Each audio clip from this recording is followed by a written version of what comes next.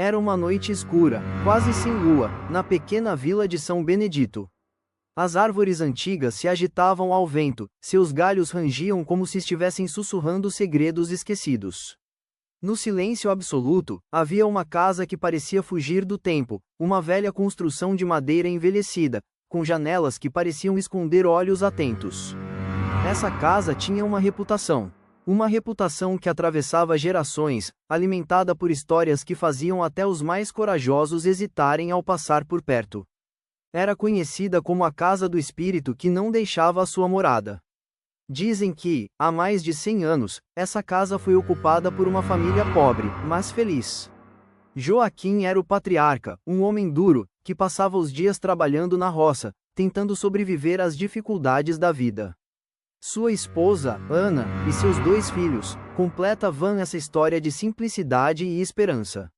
Mas a felicidade deles foi abruptamente interrompida por uma noite que mudou tudo.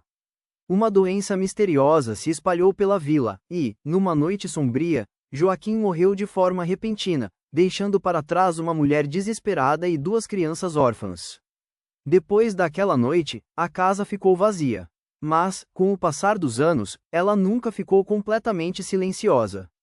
Ainda que estivesse deserta, alguns moradores afirmavam que a casa tinha uma alma própria, uma presença que parecia resistir ao próprio tempo. À noite, dizem que passos pesados ecoam pelo chão de madeira, mesmo quando ninguém está lá. Algumas janelas se abrem e fecham lentamente, como se alguém ou algo estivesse brincando com elas. Pessoas que passavam perto da casa juravam sentir uma friagem que subia pela espinha, uma sensação de tristeza profunda que parecia envolver o ar ao seu redor. E o mais assustador de tudo, dizem que o espírito de Joaquim nunca deixou aquele lugar. Ele, mesmo após sua morte, permanecia preso àquele lar, como se tivesse uma dívida que precisava ser paga, um segredo que precisava ser revelado.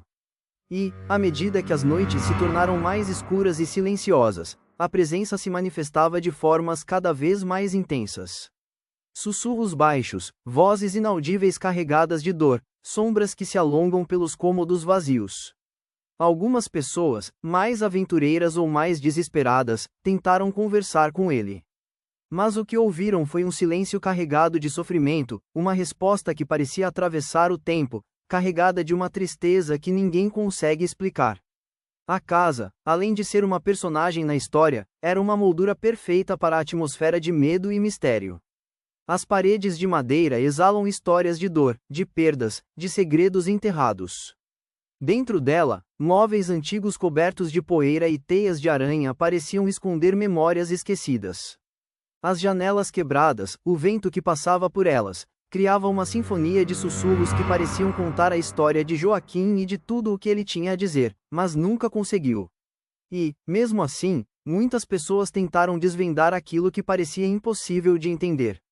Relatos dizem que alguns realizaram rituais, rezaram orações, tentaram estabelecer contato, mas nada mudou. O espírito permanecia lá, imóvel, como uma sombra de arrependimento. Alguns acreditavam que Joaquim carregava uma culpa tão pesada, um arrependimento tão profundo, que sua alma nunca encontraria paz. Outros pensavam que ele ainda buscava uma mensagem, uma explicação, uma redenção. E enquanto essa busca por respostas continuava, o mistério só se aprofundava. Quem passava perto da casa à noite, afirmava sentir uma presença que não era daquele mundo.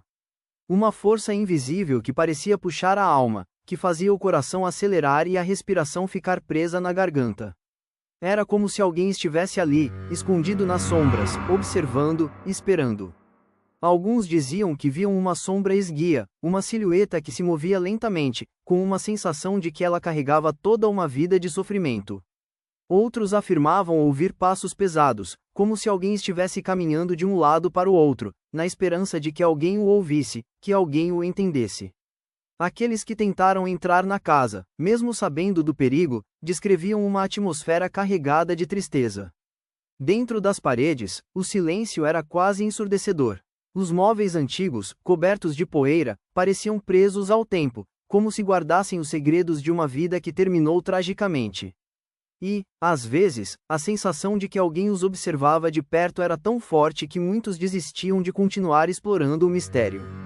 A casa parecia um caldeirão de emoções não resolvidas, uma prisão de dores que nunca tiveram um final feliz.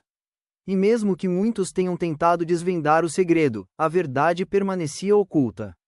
A história de Joaquim e sua casa virou uma lenda, uma história que foi passada de geração em geração, alimentada pelo medo, pela curiosidade e pelo respeito ao que não se explica. Afinal, quem consegue entender o que é o espírito de alguém que morreu com uma dor tão grande, uma culpa tão pesada? Talvez, para aqueles que estão vivos, a resposta seja simples. Alguns mistérios são melhores deixados na sombra, como uma lembrança que insiste em não desaparecer. Hoje, a casa ainda está lá, abandonada, silenciosa, mas carregada de histórias. À noite, enquanto o vento sopra forte, dizem que ainda é possível ouvir os passos de Joaquim, caminhando pelos cômodos vazios, carregando sua tristeza e sua culpa. E, quem sabe, esperando alguém que o escute. Talvez ele ainda busque uma redenção, uma paz que nunca chegou. E enquanto as árvores balançam e a lua ilumina suas paredes envelhecidas, a lenda do espírito que não deixa a casa permanece viva, alimentada pelo medo e pela esperança de que, um dia, tudo possa ser finalmente resolvido. Se você passar perto daquela casa à noite, lembre-se: há histórias que preferem ficar escondidas, segredos que permanecem na sombra, aguardando alguém que tenha coragem de ouvir. Porque, às vezes, o silêncio é mais assustador que qualquer grito.